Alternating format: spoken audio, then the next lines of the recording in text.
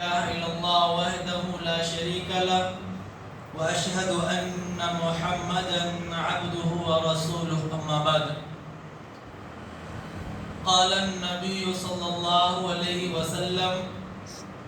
ألا أدلكم على ما يمحو الله به الخطايا ويرفع به الدرجات. حضرات، مسلم شریف کی حدیث ہے، نیکیوں کے حاصل کرنے کے طریقے آپ کے سامنے پیش کیے جا رہے تھے۔ حضرت ابو ہریرہ رضی اللہ تعالیٰ عنہ روایت کرتے ہیں کہ اللہ کے رسول صلی اللہ علیہ وسلم نے ارشاد فرمایا، کیا میں تمہیں ایسے اعمال نہ بتلاؤں جس کے کرنے سے اللہ تعالیٰ تمہارے گناہوں کو مٹا دیتا ہے؟ ایسے اعمال کا تذکرہ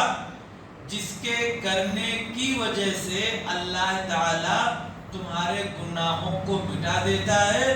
اور تمہارے درجات کو بلند کر دیتا ہے۔ دو چیزیں،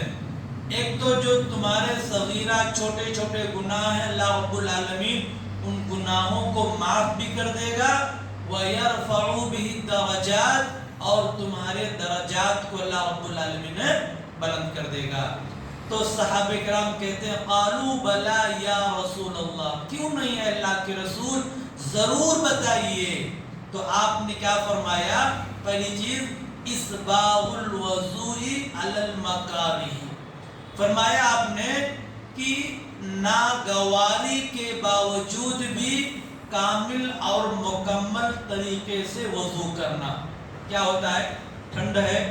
صبح کا وقت ہے، عشاء کا وقت ہے، آدمی کو ٹھنڈی لگتی ہے، ٹھنڈا ٹھنڈا پانی ہے، تو وضو کرنے میں اسے تھوڑا ناگواری پریشانی ہوتی ہے، دقت کا سامنا کرنا پڑتا ہے۔ خصوصاً جو بیمار لوگ رہتے ہیں یا جو عمر دراز لوگ رہتے ہیں، ان کو ٹھنڈے پانی سے وضو کرنے میں تکلیف پہنچتی ہے، لیکن اس تکلیف کے باوجود بھی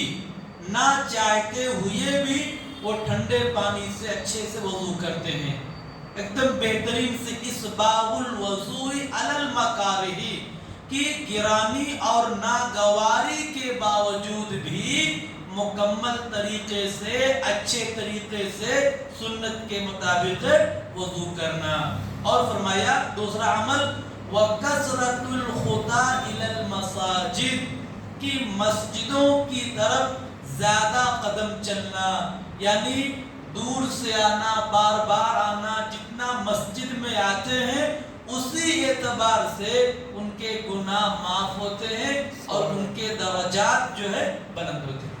دیکھیے حدیث میں کیا ہے کہ کثرت الخطیٰ الی المساجد، قدم کا اعتبار ہوتا ہے، چلنے کا، جتنا چل کر کے آئیں گے، جتنا قدم ہمارا رہے گا، اس قدم کے اعتبار سے اللہ رب العالمین ہمارے گناہوں کو معاف کرے گا اور ہمارے درجات کو بلند کرے گا۔ ہم اگر باہر سے آ رہے ہیں چل کر کے، اس حساب سے، ہم گاڑیوں سے آ رہے ہیں تو گاڑیوں کا جو خرچ ہے، اس میں جو تیل وغیرہ ڈالتے ہیں، اس کا اجر اللہ رب العالمین الگ سے دے گا ہمیں، دور سے آنے کی وجہ سے۔ لیکن حدیث کیا کہہ رہی ہے کہ قدم کے اعتبار سے، اس سے پہلے بھی ایک حدیث آپ کے سامنے پیش کی گئی ہے کہ اس پر قدم کا اعتبار ہوتا ہے، ایک قدم پر نیکیاں، ایک قدم پر گناہ معاف ہوں گے اور ایک قدم پہ درجات بلند ہوں گے۔ اس طریقے سے دوسری چیز فرمایا، اور اس کے بعد کیا فرمایا؟ وَإِنْتِظَارُ الصَّلَاةِ بَعْدَ الصَّلَاةِ، ایک نماز پڑھنے کے بعد دوسری نماز کا انتظار کرنا۔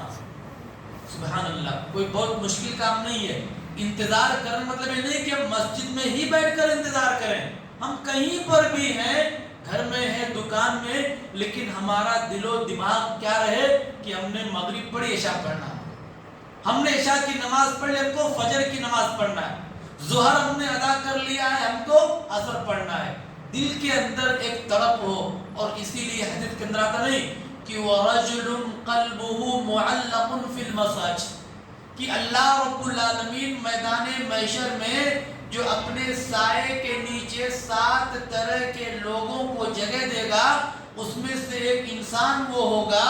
کہ جس کا دل مسجد میں اٹکا رہتا ہے، مسجد میں لگا رہتا ہے، وہ کہیں پر بھی رہتا ہے، مسجد کی فکر ہے اس کو کہ نماز کا وقت ہو رہا ہے، اذان کا وقت ہو رہا ہے، آج جمعہ ہے، ہم کو جلدی جانا ہے، یہ فکر اس کو لگے رہتی ہے۔ تو یہاں تین چیزوں کی طرف اللہ کے رسول صلی اللہ علیہ وسلم نے صحابہ کرام کو رہنمائی کی ہے کہ ان تین کاموں کے کرنے کی وجہ سے اللہ تعالیٰ ہمارے تمام چھوٹے چھوٹے صغیرہ گناہوں کو معاف کر دے گا۔ بڑے گناہ نیکیوں سے، عبادات سے معاف نہیں ہوتے ہیں، بڑے گناہ کے لیے ہمیں توبہ کرنا ضروری ہے۔ اللہ رب العالمین کے دربار میں آ کر کے اور رو کر کے توبہ استغفار کریں گے تو ہمارے کبیرہ بڑے گناہ معاف ہوں گے۔ جہاں پر بھی حدیثوں کے اندر آتا ہے کہ جمعہ کی وجہ سے یا نماز پڑھنے کی وجہ سے یا وضو کی وجہ سے جو گناہ معاف ہوتے ہیں، یہ چھوٹے چھوٹے اور صغیرہ صغیرہ گناہ معاف ہو جاتے ہیں۔ تو اس حدیث میں تین باتیں بتائی گئی۔ ایک تو مکمل وضو کرنا، ٹھنڈی ہو، گرمی ہو، بارش ہو، طبیعت اچھی نہیں ہے، طبیعت خراب ہے، کچھ بھی ہے تو مکمل طور سے اچھا وضو کرنا، اور مسجد کی طرف جو ہے زیادہ قدم چلنا، اور ایک نماز کے بعد دوسری نماز کا انتظار کرنا۔ اگر آپ غور کریں تو یہ ایک ہی عمل ہے، وضو کرنا ہے، آپ کو مسجد آنا ہے، نماز پڑھنا ہے، یہ تینوں ایک ہی عمل ہے، لیکن آپ نے اس کو الگ الگ بتایا ہے کہ ایسے اعمال، کیونکہ وضو ایک الگ عبادت ہے مستقل، آپ نماز کے لیے نہیں، آپ ایسے ہی وضو کرتے ہیں بغیر نماز کے لیے بھی تو اس پر بھی اجر ملتا ہے۔ نماز کا وقت نہیں ہے، آپ سونے جا رہے ہیں، وضو کر کے سو رہے ہیں، اس پر بھی اجر ہے۔ آپ مغرب کی نماز پڑھ کے گئے ہیں، آپ کا وضو ٹوٹ گیا، وضو کر لیں، تو وضو مستقل ایک عبادت ہے اور نماز ایک الگ عبادت ہے، اور مسجد کی طرف نماز کے لیے چل کر کے آنا وہ بھی ایک الگ عبادت ہے۔ تو اس حدیث میں تین چیزوں کا تذکرہ کر دیا ہے کہ مکمل وضو کرنا، مسجد میں چل کر کے آنا، ایک نماز پڑھنے کے بعد دوسری نماز کا انتظار کرنا۔ اللہ رب العالمین ہم تمام لوگوں کو قرآن اور حدیث کے مطابق زندگی گزارنے کی توفیق عطا فرمائے۔ گناہوں کو مٹانے والے، درجات کو بلند کرنے والے جو اعمال ہیں ان پر عمل کرنے کی توفیق